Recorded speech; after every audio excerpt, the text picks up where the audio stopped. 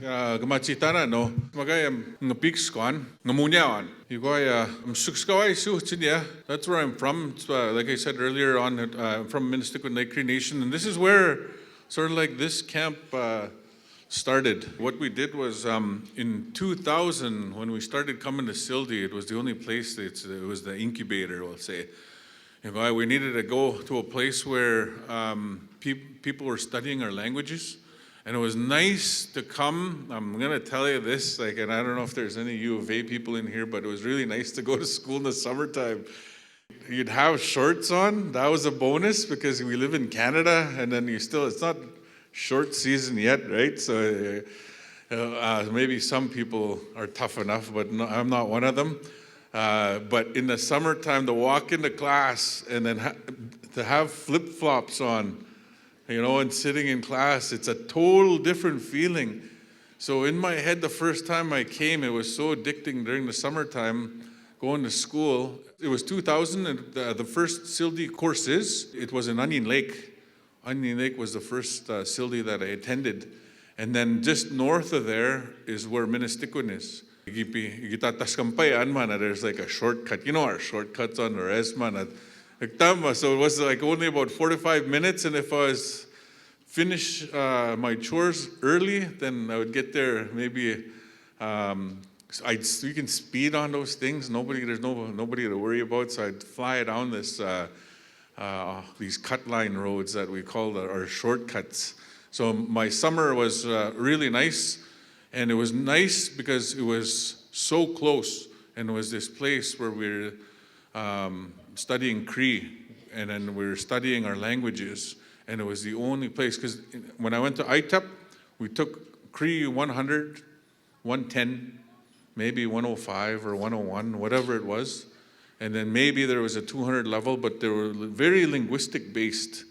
And then if you wanted to find out how you can conjugate Cree, it was very boring, I'm going to say. Nothing against the linguists, okay, but it was so boring. And then what was really alarming was my first courses that I was taking were at the University of Saskatchewan. So that I'm faculty there.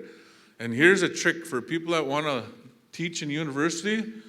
Take school, take any program, any classes, as long as you can, and then let them know that they can't get rid of you. Eventually they're going to hire you, right? So that's my trick. Wisdom, right? So I get to work alongside with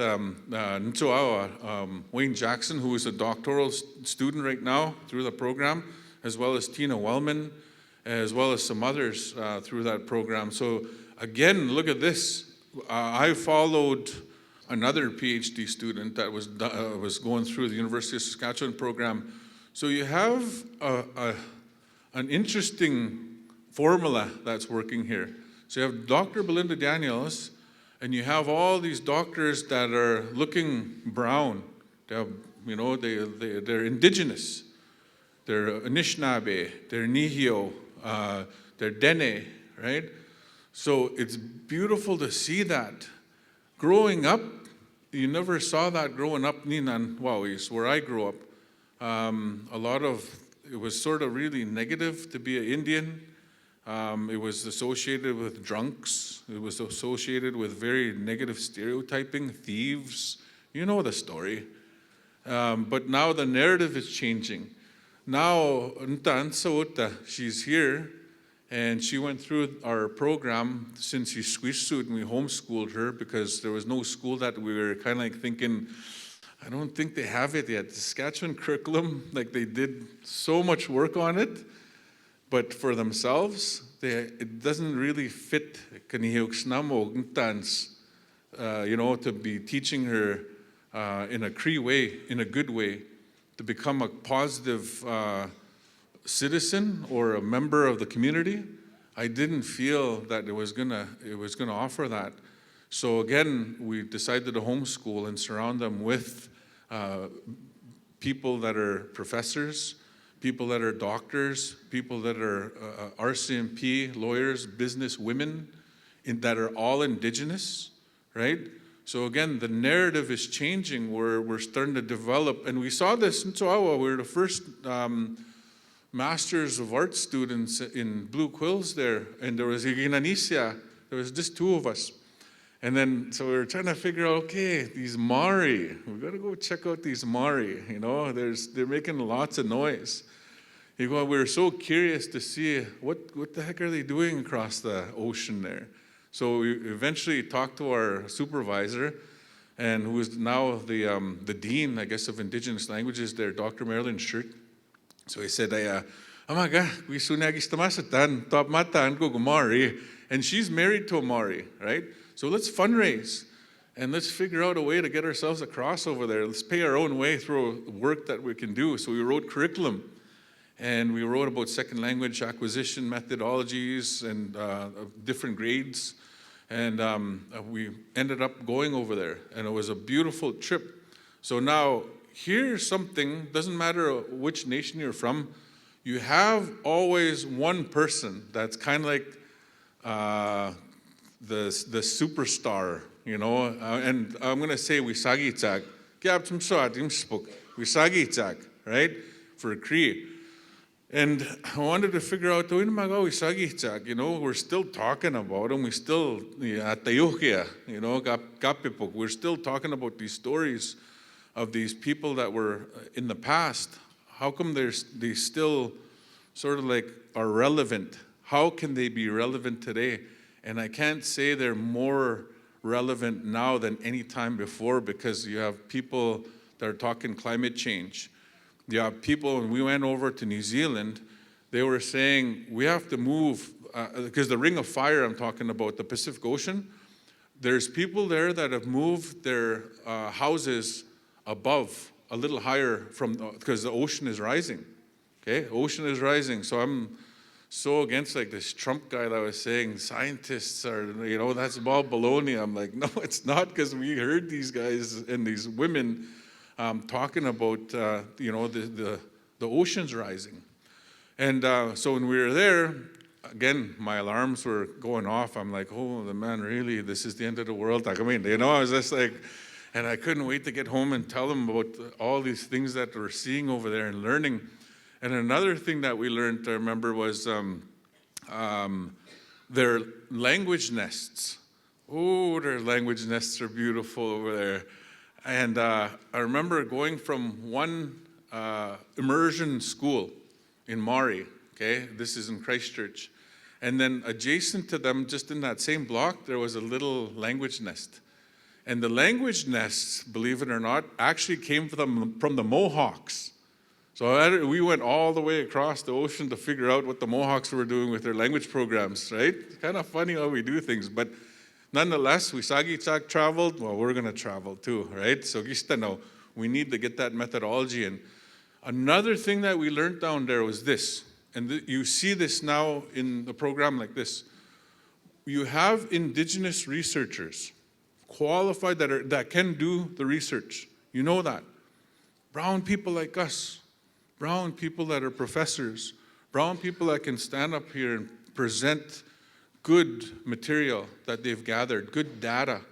So you have indigenous researchers studying indigenous people, that benefit indigenous people.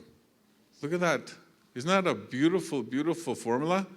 Indigenous researchers studying indigenous people to benefit indigenous people.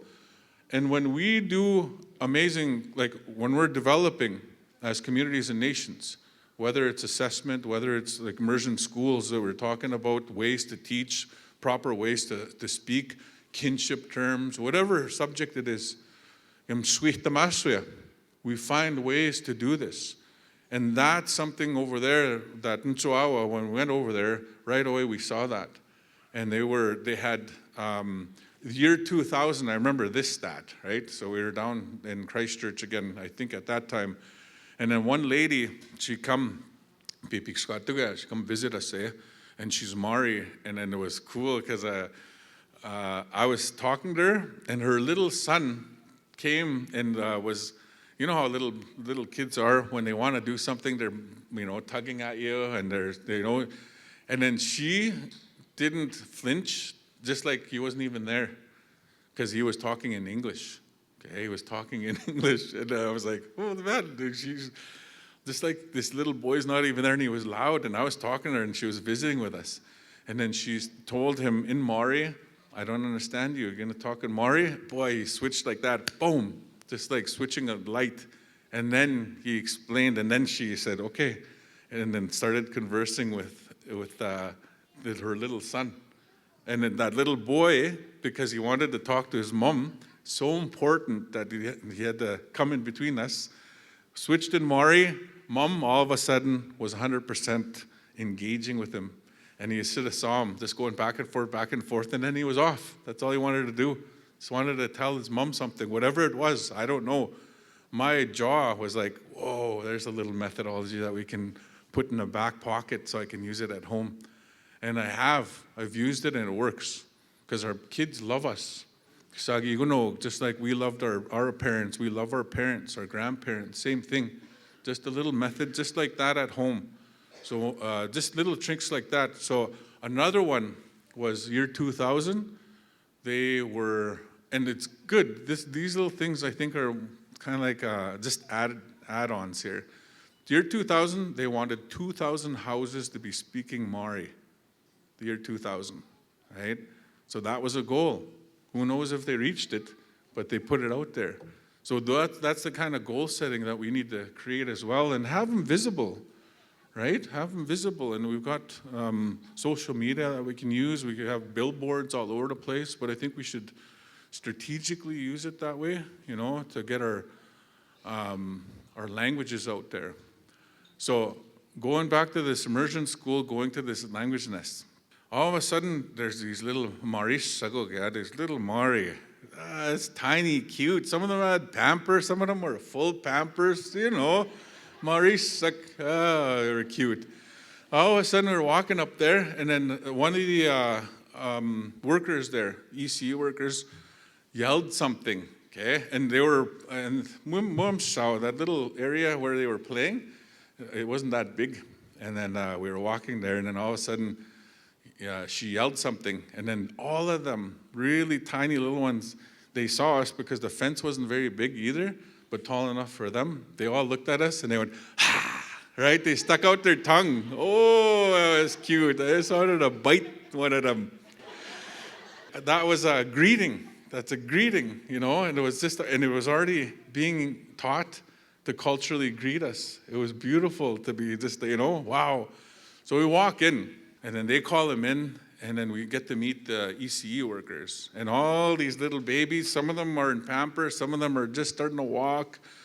And we started asking them, and they started singing. They do lots of singing, okay? Now, I was with, I think, Ferlin McGilvery. He was with us as well.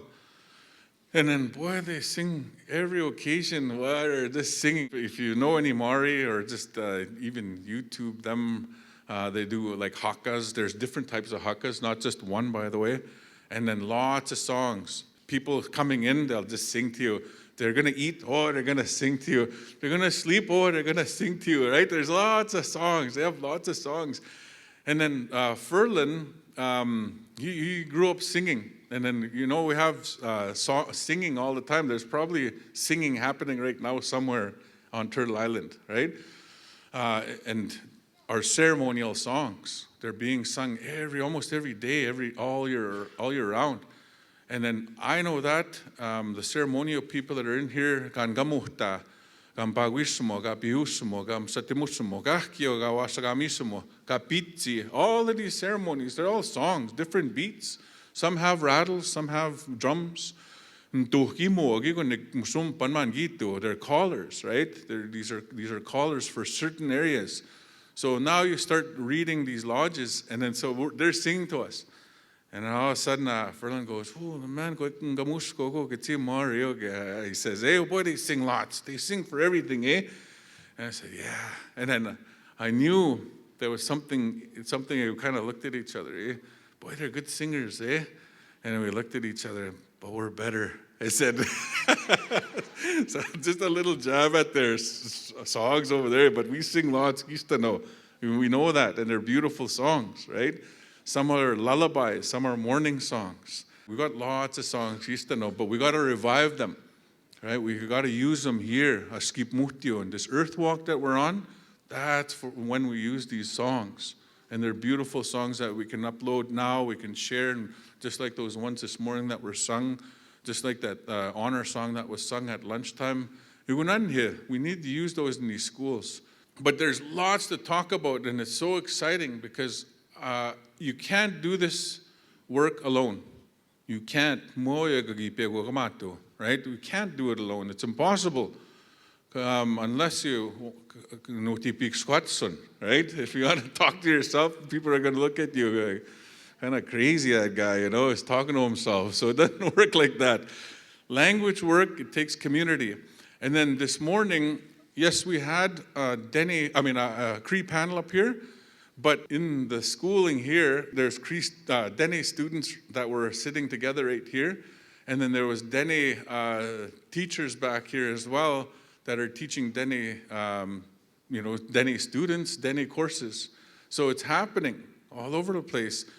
Yellow Quill, they have got courses. Musqueam, they have courses. So those are special shout-outs. In Saskatchewan, we have courses at the University of Saskatchewan. We have courses at First Nation University of Canada, University of Regina. So we have all these different language courses, but we should be flooding them right now. Based on the research that was already said and presented, these youth that were telling us, this is the type of programming that we're wanting. We never gave up the treaty right to this. Understand that. Right? So those treaties, the agreements, and I love Sharon Venn when she talks about it. She's an international lawyer. I just love the way she explains it, but she just uses like a page like this. One side she'll write the crown, and then the other side she'll write like a teepee or something like that, and she'll say, okay, this is what we have right here. This is the Ministry of Education. This is the Ministry. So it's all organized over there. We kind of recognize it. But then on this side, the treaty side, the agreement was we never gave up education. When we study these elders, when it was used, that pipe that was used, the ceremonies that were used, the women that were consulted, also understand the women were consulted. And if there's men that say, no, women were consulted, they're probably bachelors, and they're probably lying if they say the women weren't consulted, right? Because I've spent my life hanging around with like old men that had wives, right? Not multiple wives, a wife, okay? And then so that alone right there is telling me, okay, this person has a respect for this woman. And then for those of us that have partners, happy wife, happy life. Simple, right? But very complicated. Okay? So again, you see, this old lady right here, I shouldn't call her old, but she's an old lady. She's about 86, and if she had her own vehicle, she'd be probably drive here and take part in this. But she's very active. Her mind is still very, very sharp. That's another thing that I was exposed to. When I was 5 years old, that was his name. And I have a picture with him, and he was 105 years old, and he was smoking his pipe, and he was alive, and he could still tell the stories. She was an old lady. She was surgery. The old ladies used to do surgery. I saw her doing surgery on our people back home, and she was over 100 years old. And I remember getting heck from her. So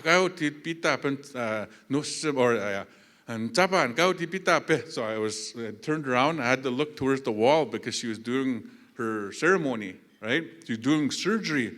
And I remember looking up as a little boy, I saw jars of medicines, looking at them on shelves. Right? Ready for use. So there, another lady I was exposed to that was old, an old woman. Another one, Matilda Black. I have a picture of her, 99 years old, celebrating. Really big lady, but healthy, strong. Wouldn't want to mess with her, right? So my mom, she's Matilda the third, really. So that's 3 generations. So again, what I'm getting at here is we need to figure out a way for these elders, the elders that are here. I say this with muta. I pray kinuisu takam saginskinya, kinui saginskinnan, right? Hold our hands as long as possible and age really well. And again, for the younger ones, never going to put myself over there. Maybe I'll get there if I'm allowed to see grandchildren. And then if I'm allowed to be really rich, maybe I'll see great-grandchildren. But right? Learning off of those elders and hoping that you age be 100, aim for 110, please, right? Because we need you guys here for a very long time. And show us a way, because I saw those elders. I know we could do it again. Because I know we've gone through residential school that has effects on us. I know we went through day school that has effects on us. And we go through all these different historical impacts, but we got to figure out ways. How do we eat well? How do we exercise well? How do we move in a good way? How do we laugh? How do we celebrate? How do we create places in homes where we have pictures of our families? Again, these are things that are going to help us live in a good old age, because we need you. I'm begging you guys to stick around as long as you can, because we need you. And these are the youth here that we're speaking. That's my evidence right there. I'm glad that they were here. So again, this is what we were trying to do. We were trying to figure out a way to develop a model or models. And again, we did it. Oh man, but it took long. Oh, Ginuis. And I didn't want to micromanage this. She's the director, principal, teacher, I guess. And I help out with the fundraising. We registered as a nonprofit, Nigan, but and we're still fundraising to promote these language speakers, because that was the biggest thing. Was Mam Tanita, look at this, check this out. Input, okay? Input is this: to hear Cree, okay? To hear Cree, whether it's sung, whether it's on TV, whether it's from our parents, whether it's from our siblings, whether it's from peers, wherever it comes from, input through the ears. Also, okay, we have people that are visual learners. So again, I'm not going to say I hate, and I'll say this out loud here, I hate the idea when they say, oh, we're oral-based, baloney, throw that stuff out, because what about our athletes? All right, what about our musicians? What about the ones that are very good at math? There's different learning styles. And for all of us to say, oh yeah, we all learn in this room right here because we're indigenous, we learn one way, one learning style, baloney. That's too simple. Our research is saying you have to try to individualize the learning styles. So some people will need the right. Some people will need things like this as they're learning, busy hands. And then the Maori, what we learned from them, people with busy hands, like Nisto, I'm probably one of them too, something, using your hands. One thing that they tried, this was cool too, they put sandpaper underneath their table. The ones that are tactile learners, the ones that need something in their hand all the time. So they're learning, and then they're rubbing that sandpaper underneath the table. They're like, you can't hear it, but like it's, Another thing too is we figured out music, background music. Yeah, I didn't believe this till as an adult this year. Okay, this was amazing. When you hear sishigwan, it goes right, this rattle. right? It's amazing. If you hear that, it depends on what your relationship is with that sound. But most of us, that rattle reminds us of the beginning of time in our mums inside. And then again, you'll hear that drum beat, dum, dum, dum, that represents mums, our mums, all of our mums. And it's a good, safe place to be. And when mom got excited, guess how her heart sounded? Do, do, do, do, do, do, do, right? Or else, if she was maybe exercising, you heard a different heartbeat, do, do, do, do, do, right? So all of these heartbeats are represented in our ceremonies. This is kind of like for the ones that go to ceremony. If I went into a Sundance and I started doing a chicken dance beat in the Sundance, right? And it's like this.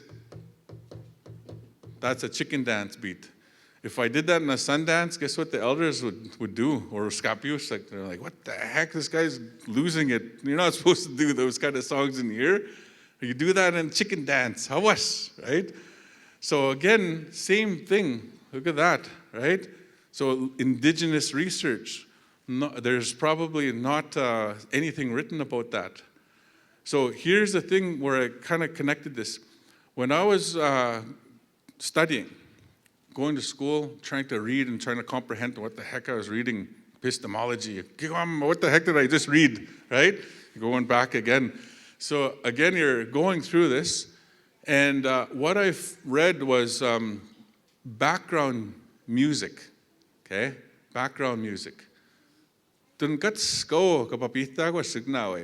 Just the background music, not loud, that you can't hear what the heck you're doing, but just quietly, background music. What that does is the cognitive development and the study that we've done with our brains, thank goodness for Western science and all the other different sciences, looking at brain injuries, looking at strokes, looking at all these different things that are associated with this brain up here. What that does is there's a daydreaming side, and I think it's on the right side. It's not very big, but it's a daydreaming side of the brain. If you have background noise, and you can try this on yourselves, okay? And if you have like one of those kids that just can't listen, right? Put some good powwow music or some round dance music or something like that in the background. Try it, different beats, quiet, not loud. And just keep their daydreaming side busy. That's what that does. And then in about the 2000, mid-2000, they used to call that the Mozart effect. The Mozart effect, and then, speed reading was a part of that. It was just huge, right? And I was all over this. I'm like, okay, I got to study this. And so I started learning how to read. I started learning how to write because all of a sudden I was going from high school and then going into university and then and I wanted to stay in university. All right, I loved all the different classes I was taking because when I went to school in the reserve, we had minimal courses just to pass, just to get the grade 12 because we don't have calculus. We don't have any of the major sciences, right? No physics, no biology, none of those things that are very interesting, right? That we would have loved to take. So again, when we don't have those teachers going into our communities, we're limiting the career options in our communities, right? Now, when you indigenize it, all right, when you start indigenizing the curriculum, whoever grew up in the 80s, we'll say, there's these shows that used to show white high schools, and they would be dissecting frogs, right? And then that was part of their school, and I used to think, man, I wish, okay, when I get to high school, I want to dissect a frog, right? But in our, we're not supposed to kill frogs, right? Or else Google will give you a heck if you're killing a frog, right? So again, culturally, it didn't fit. And then I was bummed because I didn't get to do that, right?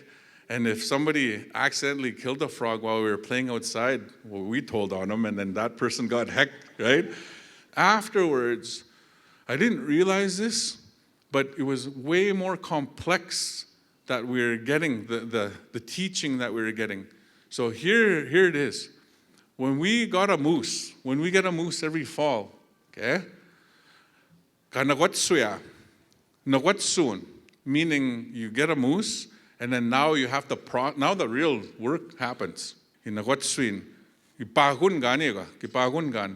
you're skinning this moose, and then as you're skinning this moose, kaginat pagun gimine wapugo. Right? Because you don't have a big winch. Like, I kind of get annoyed. People that are using like all these tools now or machinery to lift up their. No, there's a way where it's actually cleaner and better to skin the moose on where you're going to kill it, and then you start processing, right? And as you're processing this moose, you're starting to assess the meat to make sure that it's good for consumption, and you're getting taught this. And I remember the first time I wasn't mad, but it was like a rites of passage. So I shot my first moose. We're out there. Nuhtawi gave me umumatayo. Okay, umumatayo, which is the bell. And then, taguta. So I'm like, okay, I'll go hang it. All right. And I'm going, and I'm looking at my dad. I'm like, okay, here? Yeah, taguta. So I hung it. Didn't ask why. Okay, I didn't ask. For years, I never asked. I just knew that I was supposed to do that because he said that. And then here, thinking, about that, the frog that was so sad, not the skin. Here we're processing food security, food sovereignty, the right to good, healthy food. I was getting that education, and that's what we need to teach these ones, because there's a real disconnect right now. And if you process meat with these little ones and desensitize them, you're not going to get any tears from kids getting traumatized by you maybe making a chicken or a bush chicken or cutting up meat. Because right now, there's a lot of our kids, our own kids, that are so disengaged that they never even thought or connected, where did this fish come from that I'm eating? Where did this cheeseburger come from? Did somebody had to kill this, and process this meat? They're so disengaged. They don't have a clue. And I've had kids just absolutely bawl, oh, I love that chicken. That was my pet chicken. I'm like, no, not anymore. It's going to be our lunch, So again, same thing. And then fish. This was very early on, my first experience of getting curriculum like this to these students. So very early on, just about nighttime, I went to go set a net, just exactly the way my dad taught me. And I was setting it, and I'm thinking, okay, tomorrow, these kids, they're going to get the best lesson of their lives, right? These grade 8s I was teaching. And I always tell this, I'm going to write about it sooner or later. So I get there, first thing in the morning, about 6 o'clock in the morning, went out there, paddle out there while I was lifting this net. Oh man, I must have hit it nice, perfect spot, lots of fish, all these different fish, and I had the sample, big, I had a tub, we call it a tub, full. So I was happy, and I was thinking in my head, I'm just by myself, oh, these community, they're just going to love me, oh, these kids are just going to love me, they're going to sing songs about me, teaching them how to fend for themselves, So in the end, I got this box, and then I got there early, and then all of a sudden the buses started coming in, and then they started coming in, rolling into my classroom, and then it was a 7-8 split. They were covered, and then they were wondering, what the heck is this guy up to, because I used to just odd things I used to try. So they're sitting there, and they're like, okay, we say, sing O Canada, say the morning prayer, and then now school was on. And then I go, guess what we're going to be doing today, right? And then, so I lift up, ta-da, here's this fish, and then all of them are so curious. They're genuinely curious. They came there, they're standing around this tub, and then all of a sudden, the first one poked at an eye. I believe it was an eye. and then touch the next person. Oh, gross, yuck, oh. And then all of a sudden it just backfired on me. Nobody wanted to touch the fish. Nobody wanted to touch they were so grossed out, It backfired on me. I was so mad. Nobody wanted to do the knives and cut the fish. And I was thinking, oh, we're going to have a feast. We're going to go feed gugum. We're going to go feed mushroom. We're going to go, So I thought this was going to happen, but they didn't want to do it. So after school, I had to do all the fish because they were going to go soft and, froze them. And, I didn't want anything to do with this stupid lesson. How the heck somebody should have talked me out of this stupid lesson.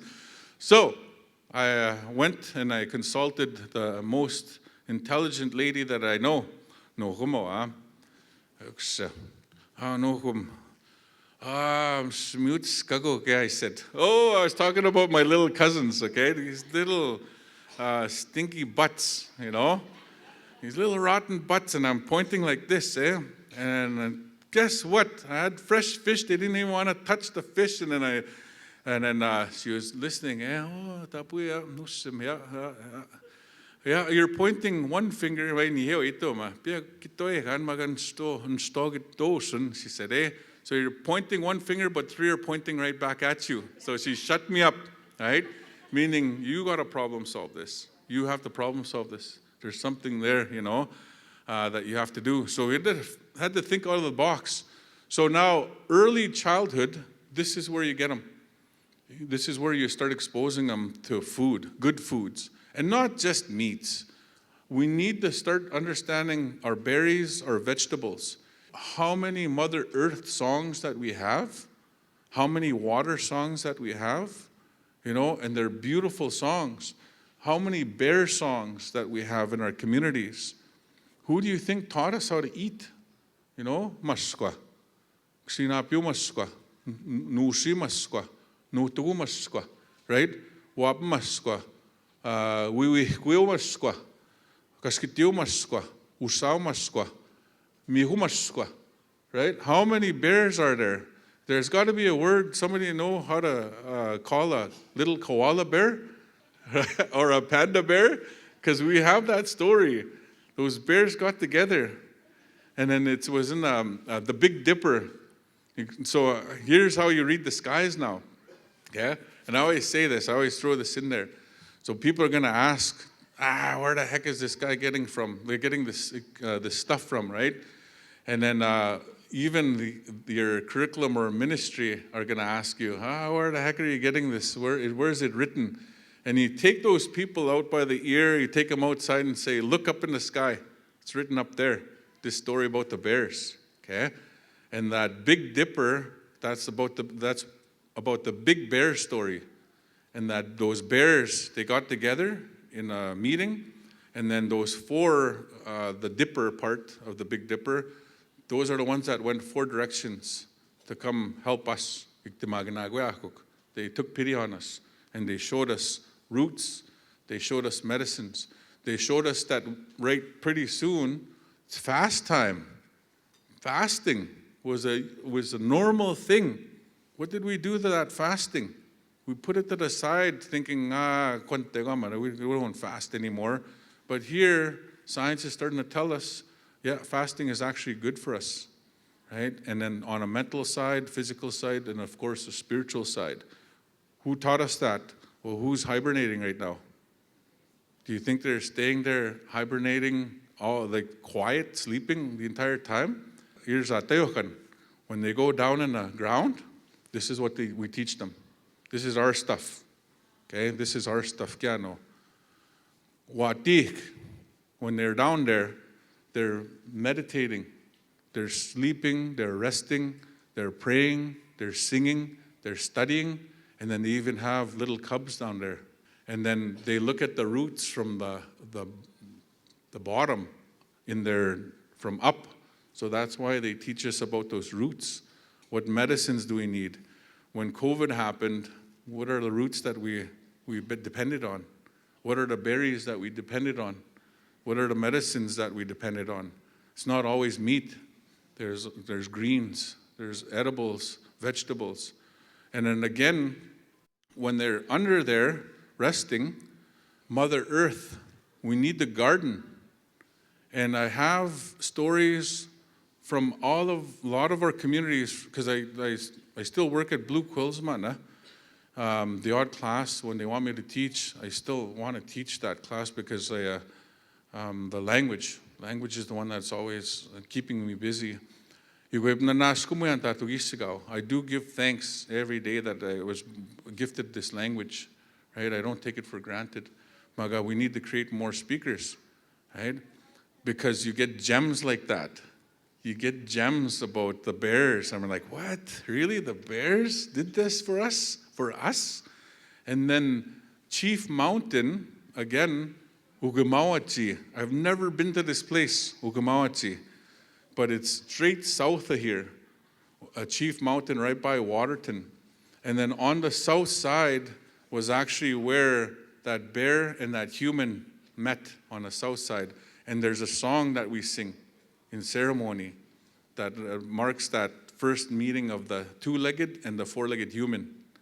And then when they met, they were calling each other, and then they showed how beautiful it is and how beautiful this earth walk is going to be. So again, that's curriculum that we teach. On the other side, going towards Cypress Hills, there's sweetgrass hills there as well. And there's a bear that we call wagayus. Wagayus is what we call a bear in Kâ-nêyâsihk Sweetgrass Mountains. That's what that place is called. Never been there, only as an adult. And then I finally went to go see it. I'm like, oh man, this is amazing. And then little tidbits will come out, but it's done in a language and it's kind of sung in the songs. Kawitaskatig, the songs, the lyrics. Kawitaskatig, okay? So the lyrics will, there's a thunderbird on that same mountain, Chief Mountain, on the west side. And there's it's a colored thunderbird, red thunderbird, migupiso. And that red thunderbird has responsibilities as well. And I love the dresses. Ntans, when she was in here earlier, she was like, "No tawe," she says, I should have told me I would have worn my dress, she said, Because that in itself, how do you read those dresses? How do you read those colors, right? And then think about this, okay? This is stuff that we teach them. We talked about protocol in this table over here with some elders, right? Some old friends. If you look at Wipinasun, that's inanimate, okay? That means it's not alive, right? Wipinasun. Those ribbons that are on the shirts or on the dresses, sinpanak. Sinpan is alive. It's animate and has spirit, whereas Wipinasun doesn't. So now, guess what we did? We started asking, why? Why is one alive and one's not alive, right? What does this mean? And what do these colors mean? So we started trying to ask the elders, to engage the elders. We need to start privileging our elders. We need to privilege our languages. We need to privilege who we are, right? So yellow, of course, is going to be the son, right? The grandfather's son. And then all the different colors, rainbow, all the different color rainbows, those are thunderbirds. But mostly blue will be recognized there. That'll be on the south side. So again, okay? This is not my knowledge. Listen to the elders, but this is things that's communal knowledge. Kind of got displaced, but right? All of us own this. And we need to remind each other the importance of this, because what we found was it was starting to leave. It was starting to leave with the elders. It was starting to leave if we didn't engage with the elders. So we need to privilege them. We try to sit down with them every year for sure, to sit down with them, to engage with them. Okay, how are we doing? Assess us. What should we teach? Where are we missing it, right? So all the time we're always engaging with them. Red is on the west side, right? And then all the four-legged colors, You know how many different furs, different colors, some are orange, some are brown, some are white, some are, those are the four-leggeds. They sit on the north side. Right? So again, those colors are going to be different, but we got to read them. Now we're starting to read the colors of Sinpan. Do you know what the original Sinpan is? People that lived through the 60s, remember bell bottoms? Okay, some of you guys are in here, right? Bell bottoms. There was fringes that were cool in the 60s, right? Oh, the longer the fringe, the better. Especially if you're going to do the twist, right? So the twist, right, and the bell bottoms. So these sinpanak are those original fringes. And you'll see them, we used to cover them in our pipes, there would be fringes. Yeah? On our clothes of people that we love, there would be fringes. Right? On the mitts, you should see the beaver mitts that we make. We always put fringes on there. But those are that sinpan, sinpan, sinpan, sinpan, and then all together, sinpanak. Because one will represent the Creator, one will represent Mother Earth, one will represent the sun, the thunderbirds, yutin, maskwa, mustus, maekan, wisagi, chak, right? All of those. So they're mnemonics. So those are original sinpanak. That's why we need to, they never went out of style. We still use them, right? We use them in our pipe bags. So they're really high. They're very, very powerful. The original sinpanak was leather strips. The willows are wipinasun. Wipinasun were willows. And you didn't know what they were going to be used for. You would just go cut them for the elders, and you'd have a whole bunch of willows, and you'd say, nah, wipinasunoma. Here's the cloth, what is now known as cloth, but the original one, we actually tied them in 10 sticks, and we still use them in pihtogamik. We make 1, 2, 3, 4, 5 victo sita, and we hang them, and then they were also used in treaty signing, those sticks, okay? So if you've never been to a pihtogamik, I would say go to them because they're beautiful. They sing all night long, and then they throw rattles, and there's so much symbolism in there. It's just amazing. It's just a small little lodge, but so powerful in meaning. And you sing all night, right? But those are the things that we try to teach, and then we want to share, just like I'm sharing here. Maybe I'm reminding a lot of you how rich we are in lodges, how rich we are in ceremony, and we can't forget, our story. And also, also remind our communities, askib muhtion, which is the earth walk, wiikask meaning the sweetgrass path. And there was one more, I can't remember that one, but this was the engagement to our communities. The sweetgrass path, the earth walk, and the red road. The red road is that center tree. Anybody that has ever chopped wood, if you chopped wood for smoking whatever, meat or fish, you probably used poplar wood. If you chop a poplar wood right in the middle, you'll see that there's going to be a little red line in the middle. Oh, if you hit it right, bang on, right in the middle. That's the red road, and it leads all the way up Umsisha, right? Ugamawahtik, that center tree, the tree of life. Doesn't matter what nation you are, you're going to have a tree of life story. If you're Navajo, Dene, Mi'kmaq, doesn't matter. You're going to have a tree of life story.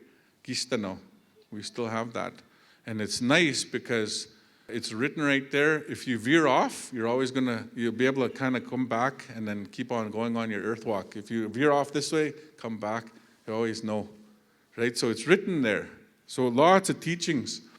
The kâ-nêyâsihk culture camps, we incorporated in 2015 as a nonprofit, and we were originally geared to Uskapiusak. That was it, Uskapiusak. We wanted to create young boys that would go through the ranks as Uskapiusak, maybe eventually Ugamau Uskapius or Spoganiwino or so on, right?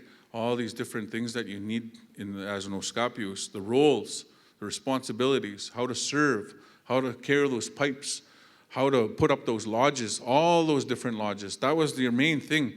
And then it didn't take us too long till the girls, they asked us, Samaga, we want to do this too, right?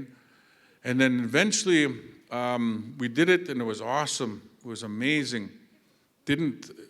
We're still going, 21 years, right? We've been doing this. And then when we incorporated in 2015, eventually there was something that was going. 2019, there was something special that was going to happen in 2019. Any guesses? 2019 was a big year for Indigenous languages. It was the year of Indigenous languages, right? So these kids, 2018 in August, we talked to the chief in council, and we said, "How? Help us launch this Cree Immersion School, and we'll fund it, but just help us." And we declared our language the first language, and it was adopted and adapted from the Saddle Lake language declaration. So Saddle Lake has a language declaration saying that their language is the first language of their nation. So word for word, almost word for word, we said, this is what we need. So we wrote it, and then we got a BCR signed by our leadership. So 2018, 17 kids showed up. Didn't think one was going to show up. But I was going to throw my boy in there anyway, whether or not he liked it or not. But get in there, at least we'll have one. But 17 showed up from 3 communities: Big Head, Loon Lake, Minnestickwin.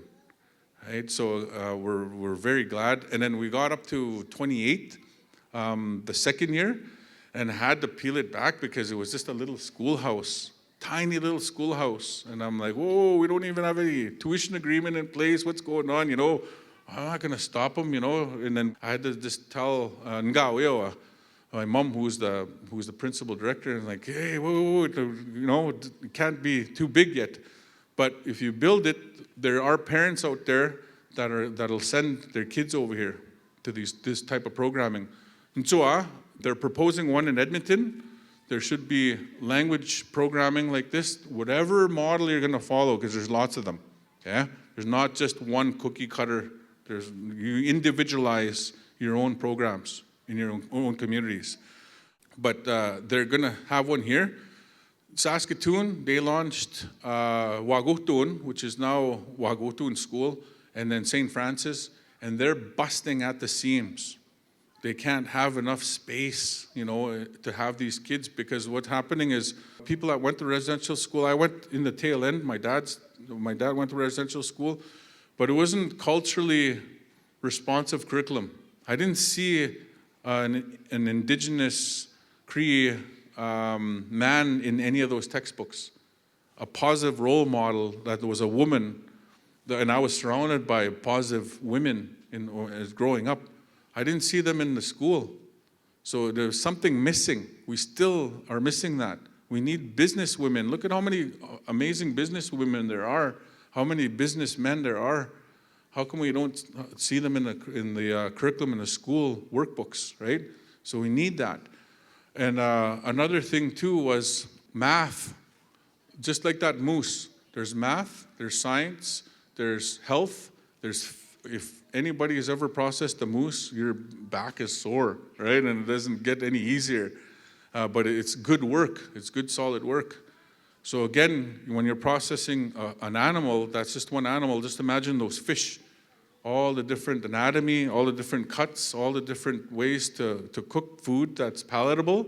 So again, on the tourism side, the Indigenous chefs that are being promoted out there, that are being showcased, you should see how amazing they can cook moose, elk, fish, the mushrooms, all the hors d'oeuvres that they've created from our Indigenous food that they gather here from Turtle Island. That's good for us, right?